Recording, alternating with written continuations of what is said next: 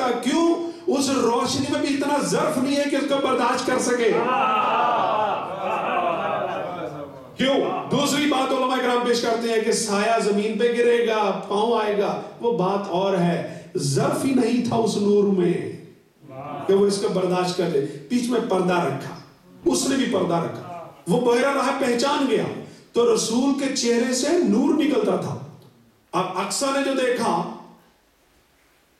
کہ حضرت امام حسن کے چہرے سے بھی نور نکل رہا ہے، پھر اس نے غور سے دیکھا کہ جو گود میں اٹھایا بچہ اس سے بھی نور نکل رہا ہے، اور خود ان کے چہرے سے بھی نور نکل رہا ہے. اب وہ کوشش کرے کہ ان کے پیچھے کون ہے. اب نظر تو بہت کمزور تھی. 123 176 190 یہ 3 روایات ملتی ہیں. اتنے سال عمر کا بندہ، راہب، نام اس کا جو مرضی لے لیں، اقصیٰ، پیلسن، 3 بڑے نام اس شخصیت کے. وہ توریت کا ماہر، زبور کا ماہر، انجیل کا ماہر، 3 کتابوں کا ماہر. اور وہ اپنے آپ سے گفتگو کر کے کہہ رہا تھا، اپنے آپ سے، لوگوں سے نہیں. یعنی اس نور نے اتنا چندھا دیا کہ ابھی ایک بچے کے نور کو سما نہیں پایا، اور کہنے لگا کہ اگر یہ قریب آ گئے، اور اگر انہوں نے ہاتھ اٹھا دیے، اور اگر انہوں نے کہہ دیا کہ اللہ ہم تیرے لیے یہ دعا مانگتے ہیں کہ جو جھوٹا ہے اس پہ لعنت، اور اگر کہہ دیا انہوں نے ہاں، تو عیسائی صفحہ ہستی سے مٹ جائیں گے. صفحہ ہستی سے، چھوٹا لفظ نہیں ہے، صفحہ ہستی سے مٹ جائیں گے. اب متصل کیجئے، جب یزید کے دربار میں جناب سیدہ زینب نکلی تھی نا باہر، تو اس سے دربار میں جانے سے پہلے ایک پادری سے ملاقات ہوئی تھی. کچھ یاد آیا آپ کو؟ یہ تاریخی چھوٹی چھوٹی باتیں ذرا یاد رکھنی چاہیے، یہ متصل چیزیں ہیں. اس عیسائی راہب نے حضرت سید زین العابدین کا چہرہ نہیں دیکھا تھا. کیوں؟ بی بی نے ان کے چہرے کو چھپایا ہوا تھا. اس سے پہلے ایک واقعہ ہو چکا تھا، اس سے پہلے ایک واقعہ ہو چکا تھا کہ جب امام نماز ادا کرنے کی کوشش کرتے تھے تو چہرے سے نور نکلتا تھا، اور جتنے بھی بڑے بڑے سپاہی تھے ساتھ وہ پریشان ہو جاتے تھے کہ ان کو ہم قیدی بنا کے لائیں، لوگ پوچھیں گے کہ یہ کیا ہے. یہ ایک روایت ہے تحقیق کی. تو وہ اوپر پردہ ڈال دیا. تو آپ کو یاد ہے کہ وہ صندوق میں سر رکھا ہوا تھا. راہب کی بیٹی ملنے آئی. یہ سارا کچھ میں بیان نہیں کروں گا، صرف میں نے متصل کر کے اس پوائنٹ کی طرف آنا. وہ نور اتنا تھا کہ جسم کے بغیر بھی نور تھا. سمجھیے ذرا اس بات کو. وہ جسم کے بغیر بھی نور تھا. یہاں 5 جسم والے ہیں تو نور کی حیثیت کیا ہوگی؟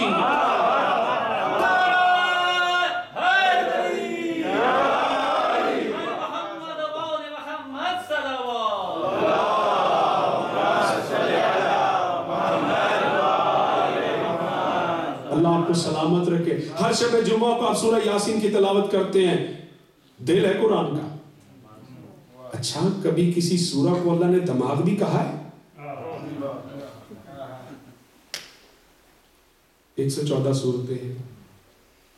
اپنے بزرگوں سے مطمئن گزارش ہے، کوئی ایک سورہ کسی آیت اللہ کے پاس لے جائے، کہیے کہ یہ قرآن کا دماغ ہے. اللہ بڑا نفیس المنصف ہے، نفیس المنصف ہے، یعنی اس کے انصاف میں نفاست ہے، گندگی نہیں ہے. اس کے انصاف کیا نفاست ہے. وہ جانتا تھا کل کو کوئی شخص یہ کہے گا کہ رسول کا دماغ تو ایسا ہے، تو ہم نے تو قرآن ہی دل پہ اتارا ہے. دماغ تمہارے خراب ہے. آج تک کبھی کسی کارڈیالوجسٹ نے کہا ہے کہ دل خراب تھا؟ سرجری کے بعد بھی وہ کہتا ہے شریانیں ادھر ادھر ہو گئی تھی. ٹھیک ہے، رسول نے کہا تھا کہ یہ دل پہ اترا. ٹھیک، یہ دل پہ اترا.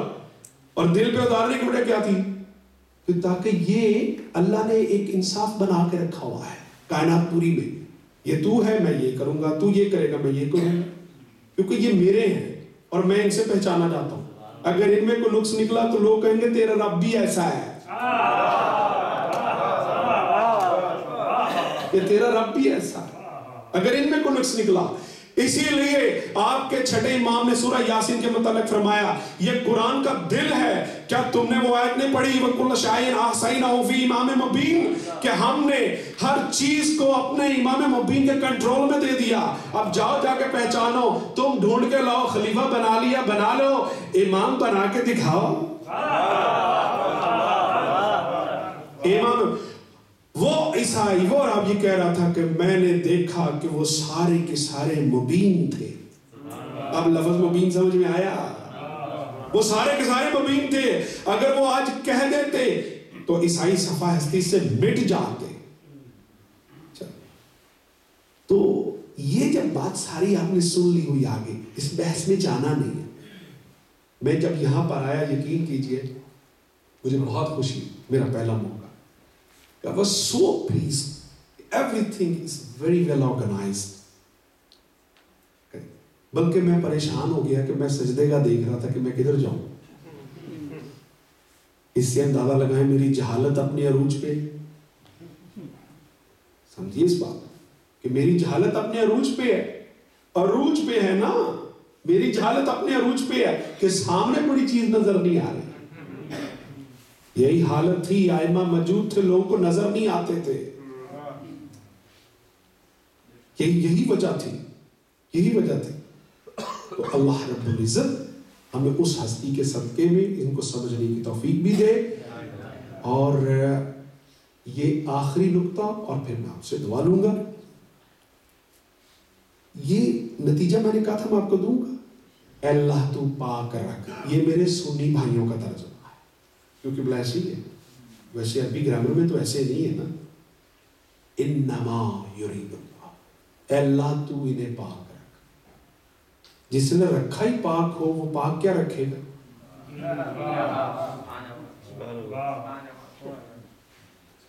مثال ہونی چاہیے نا، ایگزامپل ہونی چاہیے. کون تو نبی آدم بین الماء والطین.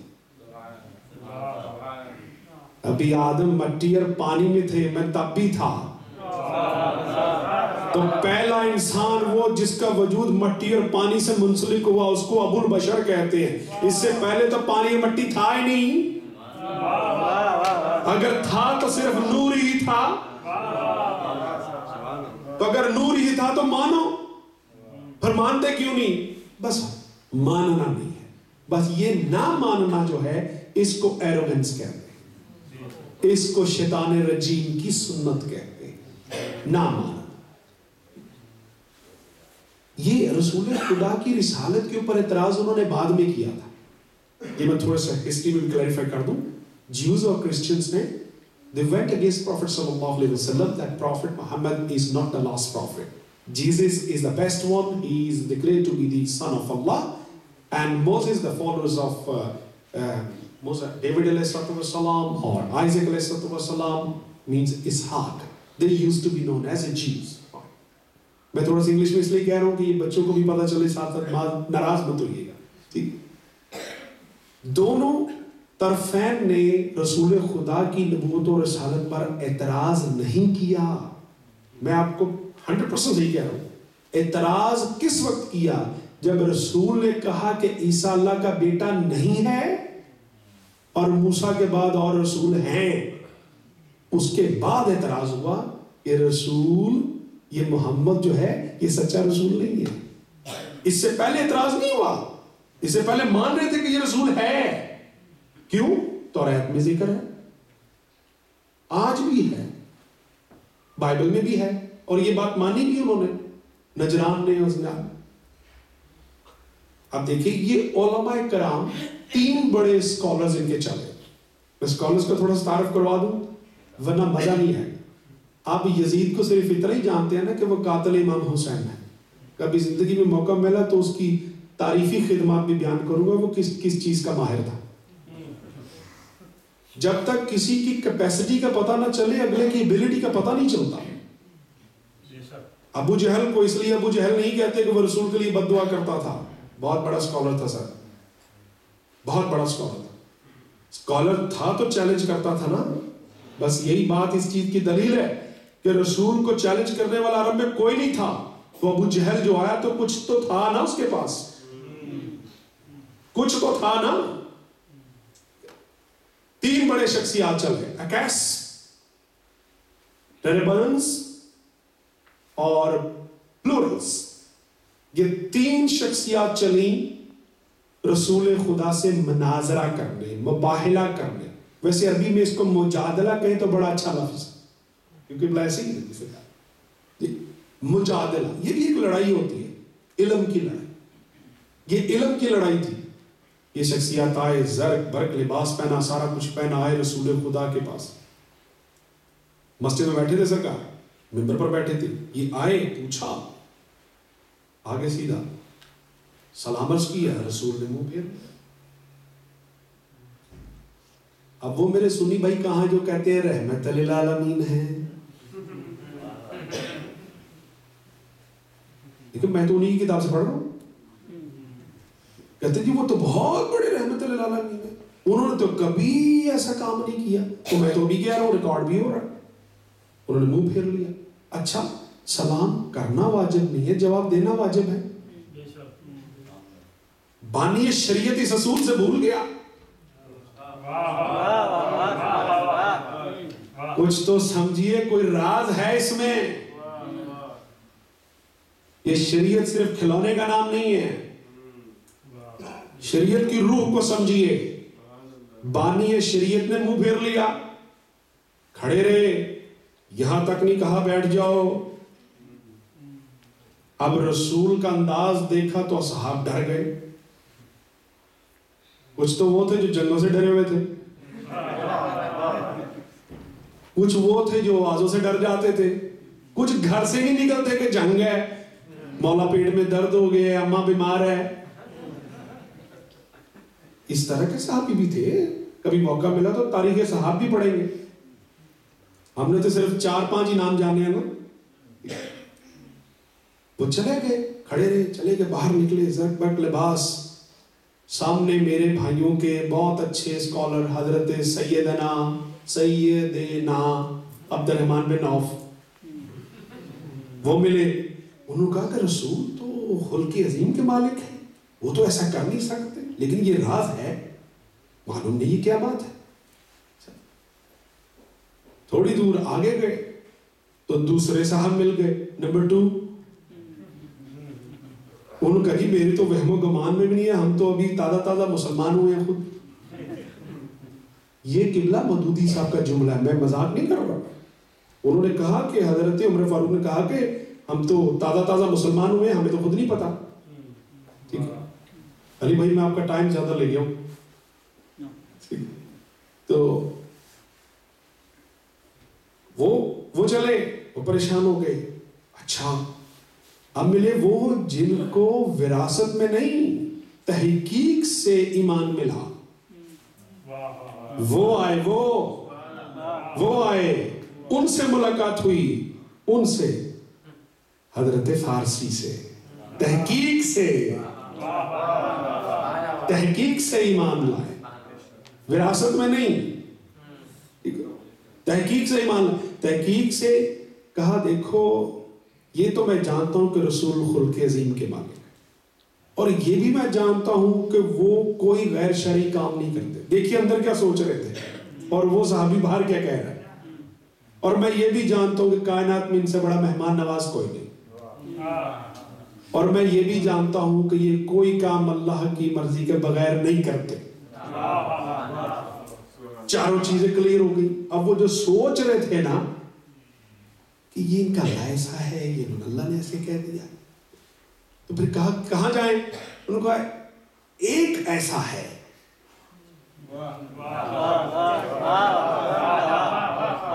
ایک ایسا ہے جو رسول کا رازداں ہے, اس کے علم کا بھی رازداں ہے, اس کے اخلاق کا بھی رازداں ہے. اگر رسول خاموش رہے تو وہ بولتا ہے, اگر رسول کو بولنے کی ضرورت پڑے تو وہ تلوار چلاتا ہے. اور آج تک میں نے نہیں دیکھا کہ رسول کو تلوار چلانے کی ضرورت پڑی ہو. یہ कह कर तारुफ करो, अच्छा उनका नाम क्या है? कहा मैं लिए चलता हूं। सरकार हसन मुस्तफा के वालिद गिरामी के पास ले आए। मैंने ये नाम जानबूझ के लिया ताकि ये रिजल्ट आगे पेश करना पड़े, वरना मैं अली अमीरुल मोमिनीन भी कह सकता था। लफ्ज याद रखिएगा। कहा कि हसन मुस्तफा के वालिद गिरामी हैं, बात करते जा रहे हैं। किबला ये एक नए राइटर है अबुल असर चौहान, उनकी किताब में से पढ़ रहा हूँ, यहाँ पे वॉल्यूम नंबर 6 है। ये पहले अरबी जीव थे लेबनान में, डॉक्टर चुमरान मुस्तफा के पोते हैं, ये उनकी किताब में से पढ़ रहा हूँ। उन्होंने कहा कि सलमान फारसी ने रास्ते में कहा ये अबुल हसन हैं, हसन के वालिद हैं, लेकिन ये शब्बर के वालिद भी हैं। सुनिए प्लीज, आप नहीं पहुंचे वहां तक। भाई जो जीव आलम था ना वो रुक गया, कहने लगा ये शब्बर, ये शब्बर के भी बाप हैं, ये तो फिर बहुत पुराने हैं। अब सुनिए, शब्बर किसका नाम था? शब्बर हजरत मूसा के भतीजे का नाम, हजरत हारून के बेटे का नाम शब्बर।